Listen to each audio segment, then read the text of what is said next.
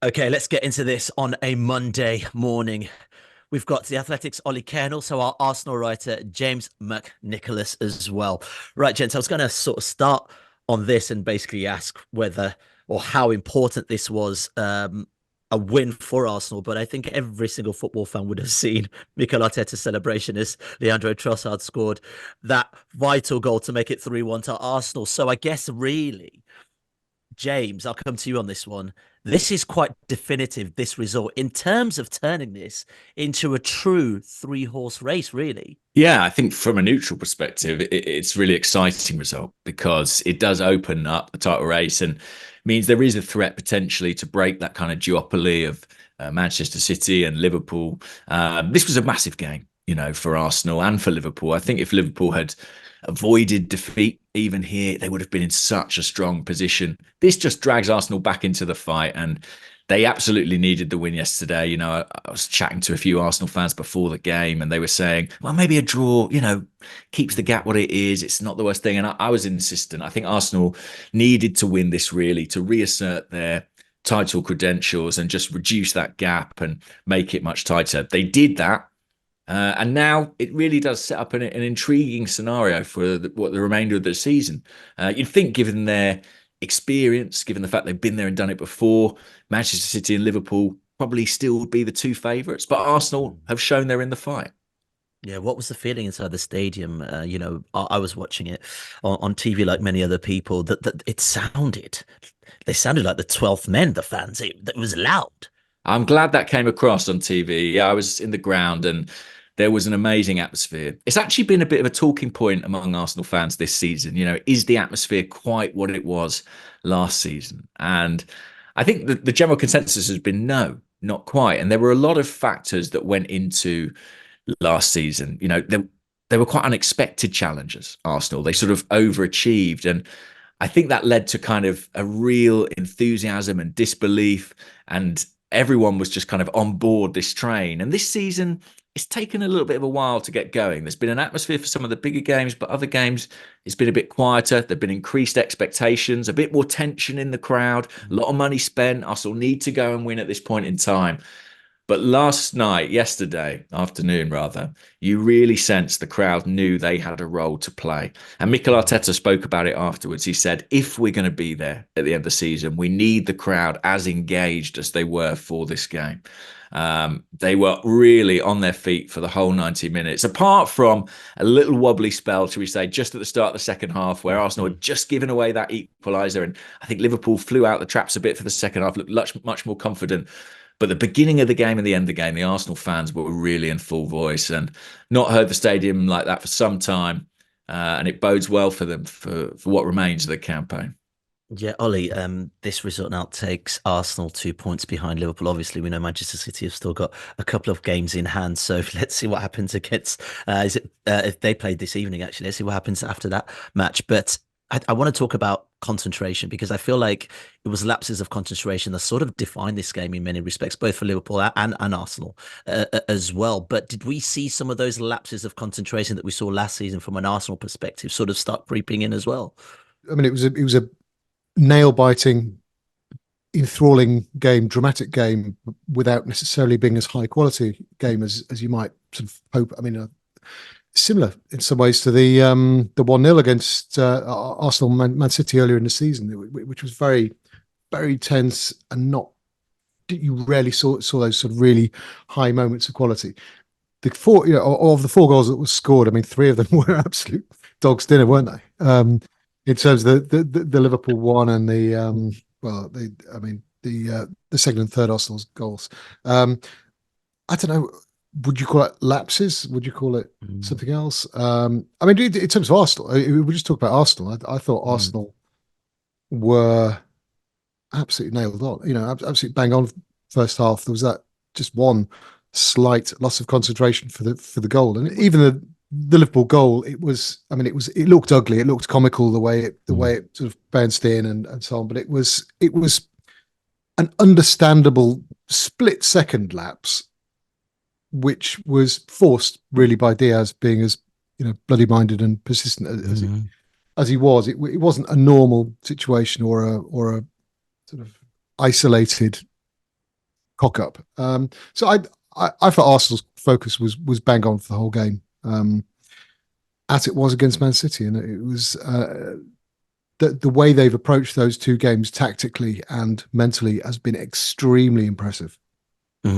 James, Arsenal have the joint best defensive record in the league this season, 22 conceded, and also joint most clean sheets.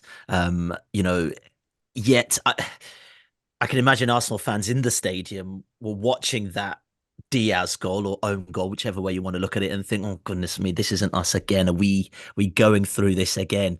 These moments that are really defining and can actually cost that team, and we've seen to cost Arsenal in the past.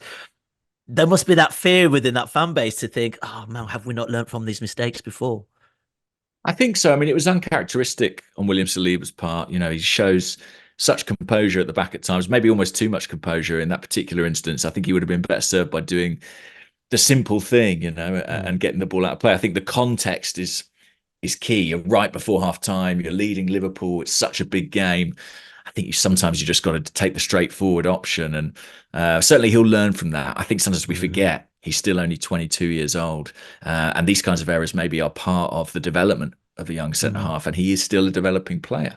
But yeah, I think the fans were put on edge by that a little bit, and for Liverpool, it kind of must have made Jurgen Klopp's halftime team talk quite straightforward in that, I think they were outplayed in the first half, but they were given a lifeline. And I'm sure they all had the sense at halftime, well, maybe this is our year. Something's really gone for us there, a goal almost out of nothing. And I think you could see that a little bit in the way they attacked the second half.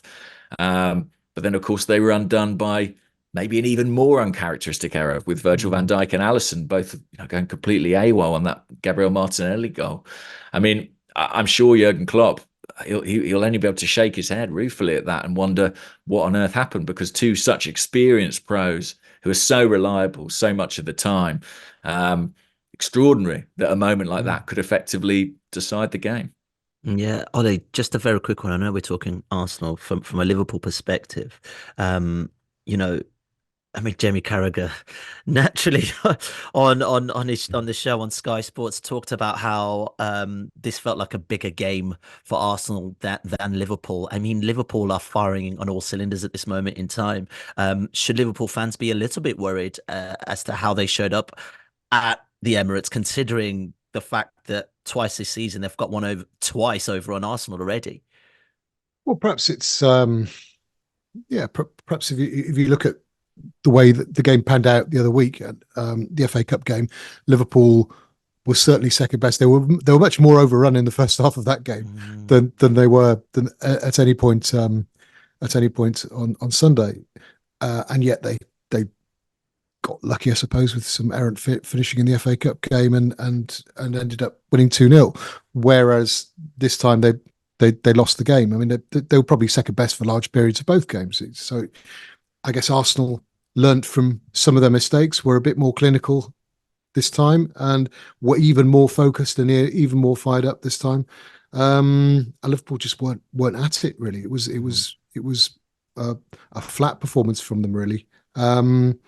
So in terms of whether it's the start of things to come, I mean, I don't know. It's you are allowed to have a bad day at the office. You are allowed to lose games, or you always used to be allowed to lose games without it being a sudden crisis talk. But it just feels like the margin for error is so small in this league, and obviously Arsenal had it themselves a few weeks ago. You lose one game, or God forbid, you lose two games on the run, and it just feels like the sky is falling in, because you just feel like you can't afford to drop any points with this Manchester City team around. So it was definitely a bigger game for Arsenal, because they probably needed to win in order to stay in touch and stay in that title race, and really sort of make sure it was a 3-horse race rather than a 1-horse or 2-horse race. But yeah, it now means the next game is going to be very big for Liverpool, isn't it? Yeah, I think it's interesting to think about that FA Cup tie. It provided a bit of a template for this game in some ways. Arsenal was shorn of Gabriel Jesus, who they lost with an injury close to the game in the days preceding. There was some talk that Thomas Partey might be available again. He obviously wasn't. And it meant that Arteta almost had to pick a very similar team to the one that started the FA Cup game, with Jorginho next to Rice, Havertz up top. And they almost formed a kind of, they call it like a magic square in the midfield, with Jorginho and Rice deeper, Odegaard and Havertz ahead of that. It worked brilliantly in the FA Cup game, is the truth of it, but they just didn't finish the chances. This time they got a few more breaks in front of goal and got the result that they were looking for. I think maybe the most encouraging thing from an Arsenal perspective is, apart from that goal that they gifted Liverpool, Liverpool really struggled to create. And this is, albeit without Mohamed Salah, I think maybe the best attacking team in the division. One shot on target. And I think it was the same when City came to the Emirates, one shot on target. John McKenzie of Tifo went quite early with it in the autumn. I think it was around October time. He said Arsenal have become the best out of possession team in world football. I'll have to take his word for it. What I can say is they are extremely good in that respect. Their shape, their structure, their discipline. I think that is the foundation for them. And historically, that's proven a pretty good foundation for a title challenge. So there'll certainly be a lot of optimism among the Arsenal fans this morning. Yeah, James, I'm just thinking about last season and how it dropped off quite badly for Arsenal at a really pivotal point in the season. Do we feel from watching this team, there's something a little different about this team? Because I looked at the post-match, Declan Rice and Jorginho were being interviewed by Sky, and Jorginho talked about a maturity in this squad, or a growing maturity. Do you feel that? I mean, the defensive record in itself should give us an indication of that, surely.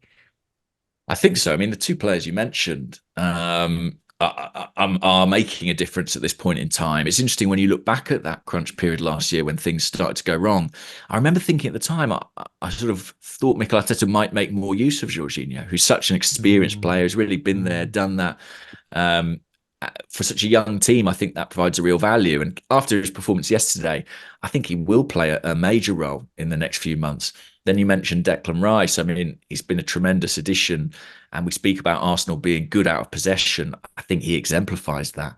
His intelligence, his athleticism. It was interesting yesterday against Liverpool. You kind of expected Jorginho to be the deepest midfield player and Rice given license to get forward, but actually it was the other way around. And I think that spoke to Liverpool's threat on the counter-attack. And Arteta just thinking, Declan Rice is so good at snuffing out those transition moments, at picking up all those loose balls. As for whether the team more generally have learned from last season, I guess we'll see. The great lesson, I suppose, was to peak at the right time. And there is this feeling with this Arsenal side that although they've had very good results and they've shown pretty impressive consistency, apart from that wobble just before the new year, we've not quite seen the best of them as yet. That maybe there is even more potential in this team, that if they can unlock some of the attacking vibrancy to go with that defensive solidity, there may be another level for them to go to. I think they'll have to go to that if they are to win the league. I think they'll need to show more than they've shown already this season to beat an excellent Liverpool side, an outstanding Manchester City team. I think they'll have to find another level, another gear. But the potential is there. And when you look, I think maybe most encouraging for Arsenal is when you look at the youth in the team, the fact that many of these players are approaching their prime. This, of course, is Jurgen Klopp's last season. I think whether or not Arsenal go on and do it this year, I think they're going to be really well positioned, maybe over the next 4 to 5 years, to kind of be a contender. And that's, I mean, I know Arsenal fans want to think about the here and now. They want to think about this season. But I think when you step back and you look at this next kind of era for the Premier League, I think Mikel Arteta and Arsenal are really well positioned.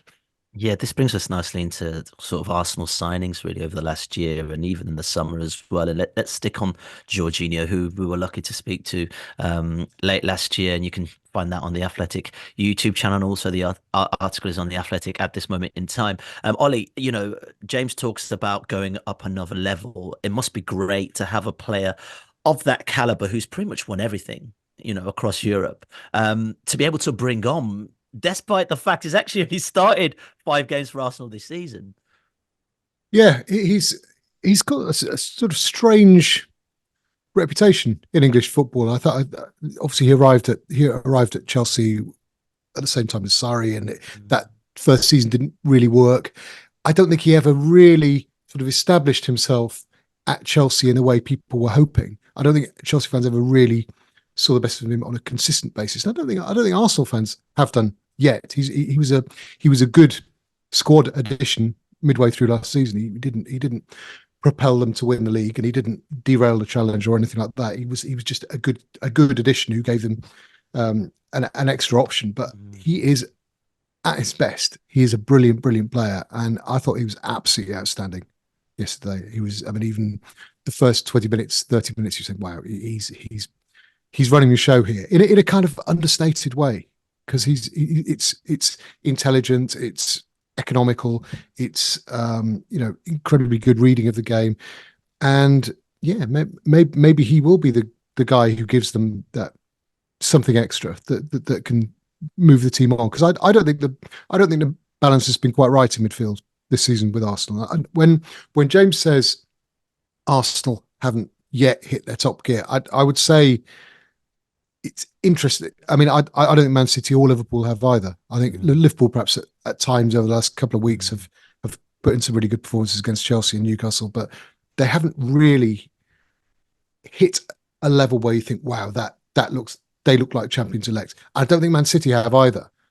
And the worrying thing for Arsenal, Liverpool is that Man City hadn't done by this time last year either. They just sort of came good in February, March, and having stayed in touch for so long, they then went up a gear, and then they looked like champions elect and barely dropped a point. And oh, look, here's the FA Cup, here's the Champions League. So they have the capacity to do that. If they hit the level they've reached, or that they're capable of reaching, I don't think. Well, I think this will end up being a one-horse race rather than a three-horse race. But if they don't hit that level, then Arsenal or Liverpool can definitely take advantage. City won it with 89 points last season. Arsenal got 84. I could see Arsenal improving on 84. I could see Liverpool. I thought you were going a dark road there. City win all the way. I could see Liverpool improving on what. Well, I mean, improving, getting beyond that 84, high 80s. Maybe 90, maybe low 90s, who knows? But if City really hit their peak form and get sort of, I don't know, well, if they get 90 plus points, I think anyone else will struggle to live with that.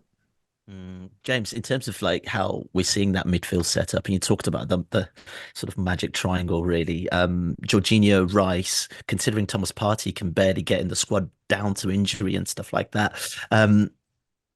Is that a foreseeable pairing to see this team operate at its optimum?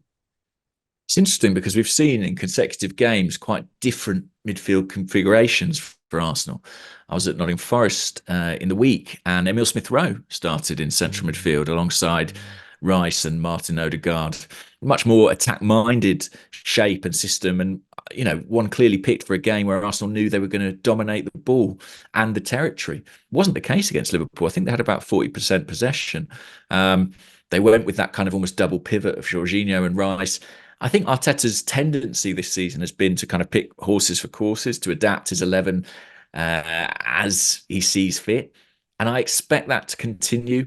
I mean, the kind of the elephant in the room is that Arsenal lost Granit Xhaka in the summer, who was a huge part of what they did in terms of competing for the title last season. They signed Kai Havertz ostensibly to replace him.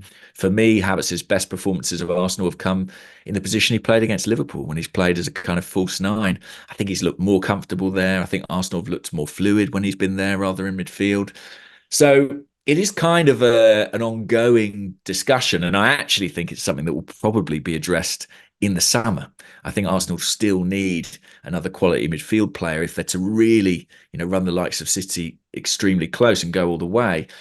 For the time being, I think Jorginho showed enough last night that he certainly deserves to be in the conversation. And when the biggest games come around, it's interesting that Arteta does tend to pick him. If it's a City, if it's a Liverpool, if it's a United, Arsenal still have to go to Old Trafford this season. I think Jorginho will play those games. And I think that's a compliment to him, really. And we talk about certain signings, Ollie, elevating this squad. I mean, Declan Rice, surely out of all the names we're going to probably throw into the hat right now, is the one that's showing, big games, big player, all that money, well worth it. Yeah, if you watch Arsenal play, he doesn't always stand out. He's. I mean, he can go long periods where he looks like he's just a cog in the machine, which is it's a pretty valuable thing to be a good, well functioning cog in a well-oiled machine. But he seems to elevate the team. He seems to bring more out of the players around him. I feel he is, he hasn't added an extra dimension technically or tactically. I don't think. I think it's. I wouldn't say their midfield is functioning better than last season, but I feel like he's the guy who can help drag the team through difficult moments and drag them. Sometimes, moments like the winner at Luton, the winner at the late goal against Man United in stoppage time. He's had that kind of impact. It's more a mentality kind of impact that I think has really distinguished his contribution. And that might sound like faint praise, like I'm dissing him as a footballer. I'm really not. He's a brilliant footballer. I think he would improve any team, including Man City. And he a brilliant player. But yeah, I think often it's about giving you those intangibles. If you think of what Arsenal lacked in the second or the final third of last season, in the run-in, it was experience, it was know-how, it was sort of doggedness, resilience, all those kind of things. And I think that's where he excels, and that's where he can bring more out of the people around him. I think want to move back into the sort of Havertz conversation, James, very quickly before we move on as well, in terms of the lack of firepower Arsenal do have at this moment in time. And I was shocked not to see Gabriel Jesus starting up front after such a prolific game previously. Is he the one to do Arsenal now just end up playing with this sort of false nine centre forward, or just come to grips with the fact that this is what they've got till the end of the season?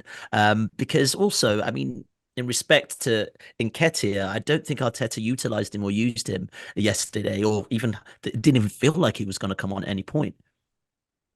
Yeah, it's a really interesting one. I mean, I think Arsenal's centre forward position is again something that will be addressed in the summer. In the meantime, this season, I think Havertz is an option, certainly. They've got a bit of a problem with Jesus because he can't seem to stay fit. He obviously had that significant knee injury at the World Cup, but since then there've been a number of little setbacks or niggles or twinges that have made him miss a couple of games here, a couple of games there. And when you look back over the year and a half he spent at Arsenal, he's now missed rather a lot of football. And for a player who Mikel Arteta once said, I think he said he changed our world when we signed him. To not have a player who changes your world available is a big, big issue. I think Arsenal, they had a similar situation with Thomas Partey, who was absolutely integral to everything they did, but he just couldn't stay fit or wasn't available. And so they went out and bought Declan Rice. I think they'll attend to this in a similar way, probably in the summer.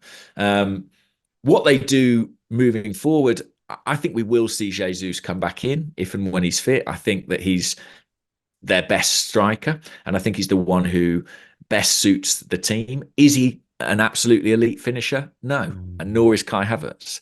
And that's something that Liverpool probably do have in Mohamed Salah when he returns. City certainly have in Erling Haaland, world-class match-winning forwards. And that's just one area where I feel, again, I might be tempted to give the edge to those two in this kind of title three-way tussle that we're going to see over the next few months. Yeah, Ollie, I'm just thinking about and something that's crossed my mind as James was talking, in terms of the financial restrictions that face teams at this moment in time. Having players like Havertz, having players like Jesus, having players like Jorginho in a team at this moment in time doesn't definitely guarantee them as starters. So it feels as if sometimes teams are sort of setting up their teams in sync with the opposition. So Havertz, playing as a false nine for Arsenal because Jesus was injured, works very well against Liverpool, but perhaps Havertz will never be playing there, in games moving forward, because Arteta has those players at his disposal, but doesn't necessarily mean they're starters. Yeah, he's very strategic, Arteta. He's very smart. He's not a sort of obsessive strategist like a Rafa Benitez or Jose Mourinho, but he's very studious the way he approaches each game. There is that horses for courses element that James mentioned. And and clearly, yeah, that was a lineup that was to some degree forced on him by circumstances, but I think it probably slightly suited the game in question, the same as it did against Manchester City earlier in the season. And yeah, you saw a very different midfield, very different forward line against Nottingham Forest in or was it Monday night?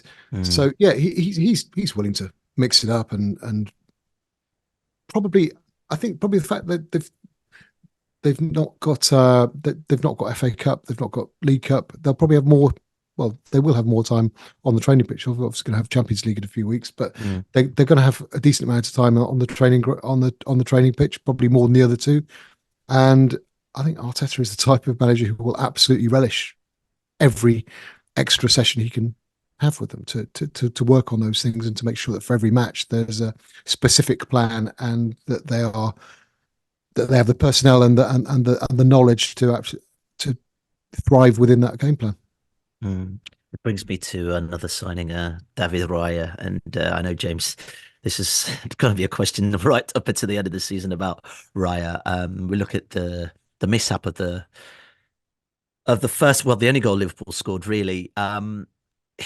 Is there a worry that it doesn't feel like Raya and his defensive line are in sync at this moment in time? And it's something that will naturally grow as players play together. But in terms of that definitive difference that you wanted to see, especially replacing a keeper that had been there for so long and had become a fan favourite, is it quite a tricky one to watch when you see silly goals like that go in that can actually harper Arsenal moving forward if they're really thinking to put on a title race?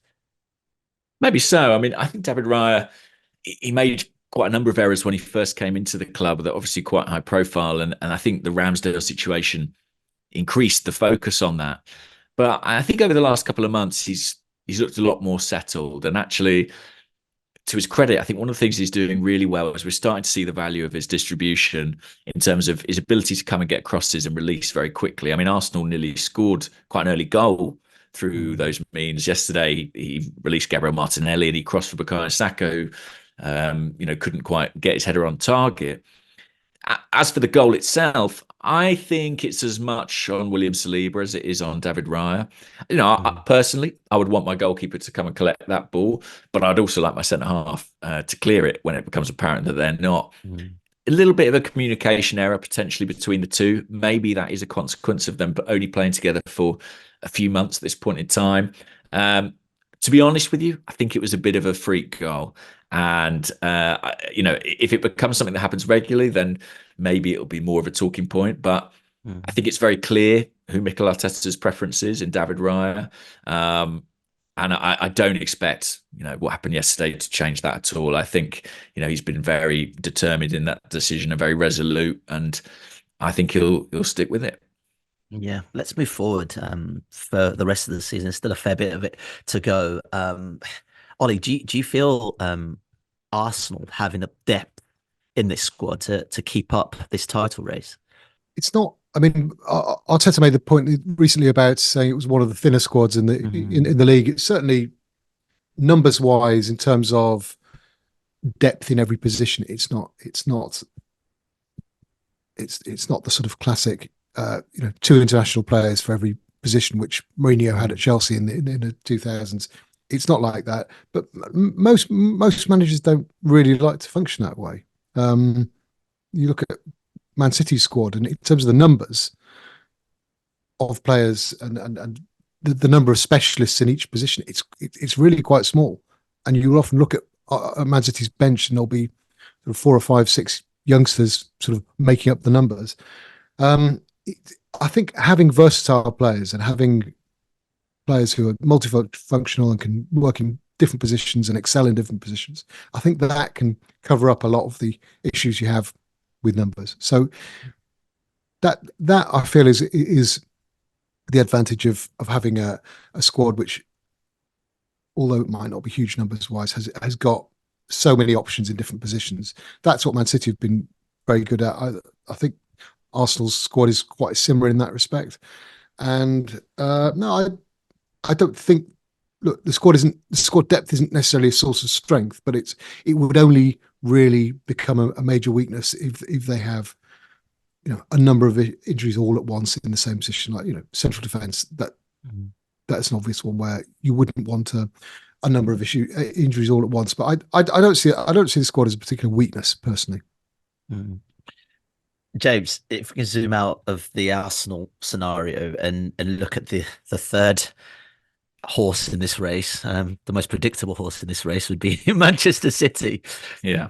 Pep Guardiola is watching that match, Arsenal versus Liverpool. I basically tweeted a friend and said, he's there smoking his proverbial cigar going, let it begin. Do you think it was a really good result for Manchester City? Probably more a better result for Manchester City than Arsenal. I don't know about that. I think Arsenal really needed the result, and so I think it's a great result for them. I do think it suits City as well. It prevents Liverpool from pulling away. As Ollie said, there's something ominous about that idea that maybe all of these sides are yet to hit their best form. But if you had to back one of them to do so when it comes to March, April, May, it would be Man City every time. I mean, they've got such form for doing it. Kevin De Bruyne is back. Erling Haaland is back. Ominous is absolutely the word. And I think if somebody finishes above them, they'll have won the Premier League. I think it's probably as straightforward as that. It's a tough one, and Arsenal still have to go to the Etihad as well. And they've got difficult away games, Arsenal, to come. Etihad, White Hart Lane, Derby will always be difficult. Old Trafford, maybe not what it used to be, but their record there is pretty poor. So, I think City will be feeling confident. This is their time, really, when they start to click into gear.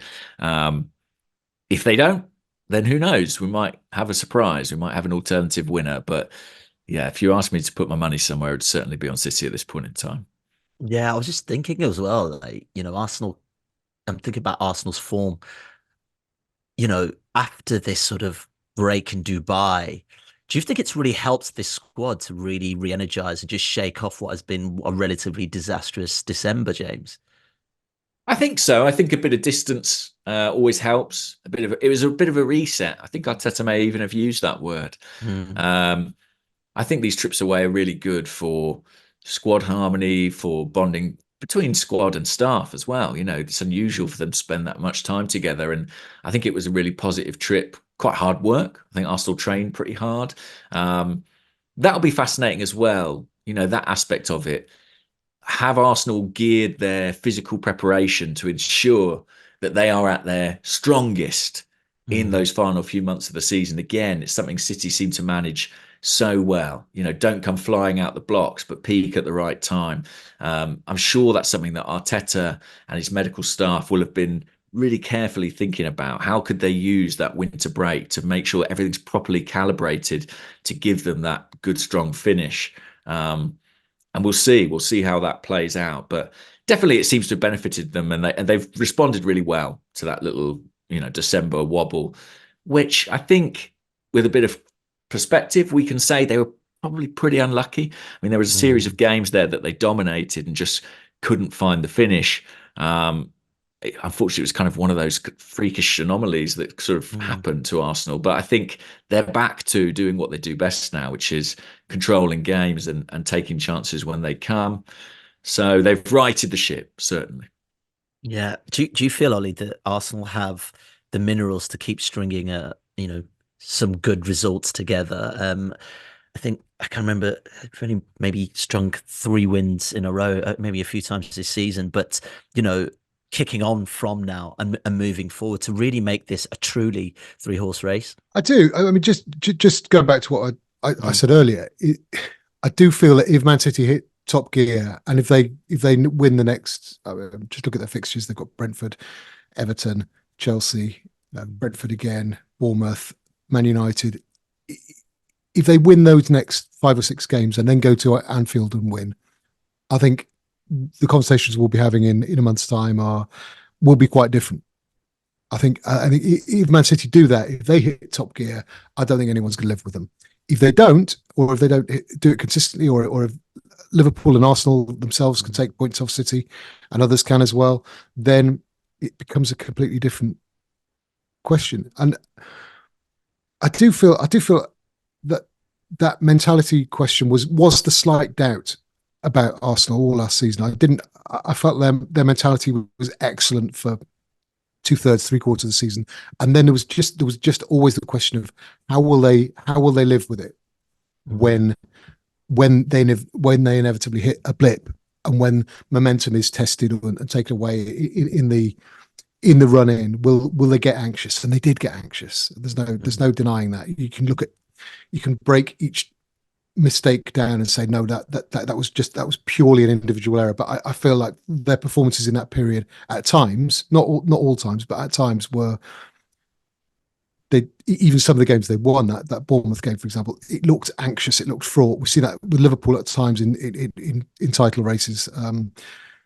So I feel Arsenal look stronger mentally, collectively for that last season's experience. I think Declan Rice makes a difference. The fact that other players are a year older, a year more experienced. But do I feel they've got as much mentally as Manchester City? Probably not. And I'd say the same as Liverpool. So unless between them, Liverpool and Arsenal can take enough points off City and hope that others do the same, I feel like however much improvement and however much quality and maturity and bottle and everything else Liverpool and Arsenal show, I do feel that like it probably won't be enough, but we shall see. It's the City, Arsenal, and Liverpool both look capable of running City close. It's just a question of whether it will be close enough. I wonder how much of that mentality also rests on, or having a stronger mentality in the fact that, James, Arsenal they're only in 2 competitions really. Liverpool in 4, Manchester City in 3. They're playing less football. Yes, that's true. I think there was a fair bit of disappointment about that among the Arsenal fans, because at this stage in the project there is, I think, a need for more silverware, and the domestic cups obviously presented an opportunity to do that. They had some slightly tricky draws, in fairness to them, but yeah, it does mean that they can concentrate on the sort of 2 premium competitions. It'd be interesting to see how they juggle that, and again, how Mikel Arteta fares in European knockout football. If you look at his record at Arsenal, it's one area where I think he's opened some question. He's not done great in Europe when the opportunities have come to him. So he'll be determined to put that right and go deeper into the Champions League this season. That could suit Arsenal. I'm just, at the risk of repeating myself, I feel like both Arsenal and Liverpool ultimately need City to not do what they seem to do year after year. They need them to not find that extra gear, because if they do, there's no living with them. And it is a bit frustrating from an Arsenal perspective talking about that. You can have a fantastic season, an 85, 86, 87, 88 point season, and it may not ultimately be enough. And there were many eras in the Premier League where it would have been, and you'd be a champion and you'd be remembered for, decades to come. But there is this juggernaut in the division right now, and it's Pep Guardiola's Man City. And they seem very capable of competing on multiple fronts, as they did last season. That's the standard to which Arsenal at this point in time are still aspiring. And when it comes to the mental side of it, I do think the first title probably is the most difficult. I think once you've done it, you've got all those reserves of confidence and belief to draw upon. But the first one, you've got to overcome a real psychological hurdle. And it remains to be seen whether Arsenal are yet in a position to do that. Fantastic. Well, gents, let's end it there. James, Ollie, really appreciate your time, and do not forget to rate and review the podcast. And we'll be back tomorrow for another episode of the Athletic Football Podcast. Thanks for listening. If you like this video, click subscribe for more content like this. We'll be joined by the likes of David Ornstein, Matt Slater, Adam Crafton, Carl Anker, and plenty more through the season to bring you the inside track to the biggest stories in football. If you'd like to listen to the full episodes for free, search the Athletic Football Podcast wherever you get your podcasts from.